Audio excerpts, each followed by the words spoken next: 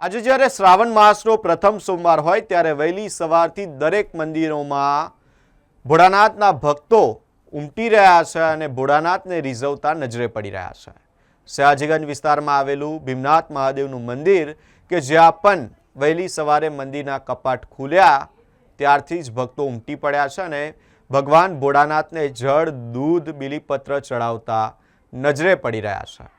આ મંદિરના વિશેષ મહત્વની વાત કરીએ તો પાંડવો દ્વારા એક રાતનો વિસામો અહીં કરવામાં આવ્યો હતો, ત્યારે તમામ ભક્તો વહેલી સવારથી જ મંદિરે પહોંચી રહ્યા છે અને પોતાની મનોકામના ભોળાનાથ સમક્ષ રજૂ કરી રહ્યા છે અને તેને પૂર્ણ કરવાની પ્રાર્થના કરી રહ્યા છે।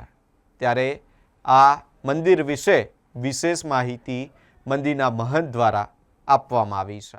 પવિત્ર શ્રાવણ માસનો પહેલો સોમવાર છે। આજે ભાવિક ભક્તોનો ખૂબ ઘસારો છે। આજે બીલીપત્ર છે, દૂધ છે, દહીં છે, પંચામૃત છે, મધ છે, ઘી છે અને ફૂલોથી અભિષેક કરે છે અને પોતાની મનોકામના પૂર્ણ કરવા પૂજા કરે છે।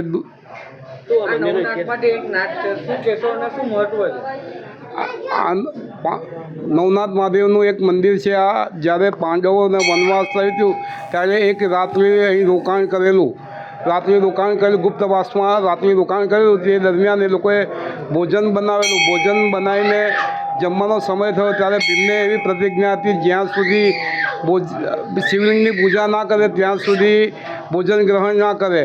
તો અર્જુને આખો બધે તપાસ કરી પણ જંગલમાં કોઈ જગ્યાએ પણ, આ જંગલ હતું, કોઈ જગ્યાએ શિવલિંગ ના મળ્યું। પાંડવોએ બધે તપાસ કરી પણ કોઈ જગ્યાએ મળ્યું નહીં। પછી અર્જુન જરા હોશિયાર હતા તો એમને માટીનું શિવલિંગ બનાવ્યું અને કીધું ભાઈ કે આ શિવલિંગ છે, પૂજા કરજો। ભીમ તો ભોળા હતા તો એમને શિવલિંગની પૂજા કરી પછી ભોજન ગ્રહણ કરવા બેઠા। ભોજન ગ્રહણ કરી પછી આરામ કક્ષમાં બેઠા, પછી હસવા લાગ્યા બધા।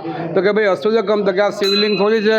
તો ભીમ એકદમ ક્રોધિત થયા અને એમને શિવલિંગ ગદા ઉઠાવીને સહેજ ગદાને અડાડી માટીની હાલીને એમાંથી શિવલિંગ પ્રગટ થયું, એટલે આનું નામ ભીમનાથ મહાદેવ પડેલ છે। આ ભીમે સ્થાપના કરેલ છે અને હજુ બી જે ગદાનો પ્રહાર કરેલું નિશાન હજુ પણ છે। સયાજીગંજ ભીમનાથ મંદિર, ગોસ્વામી કમલેશપુરી, ચંદ્રપુરી।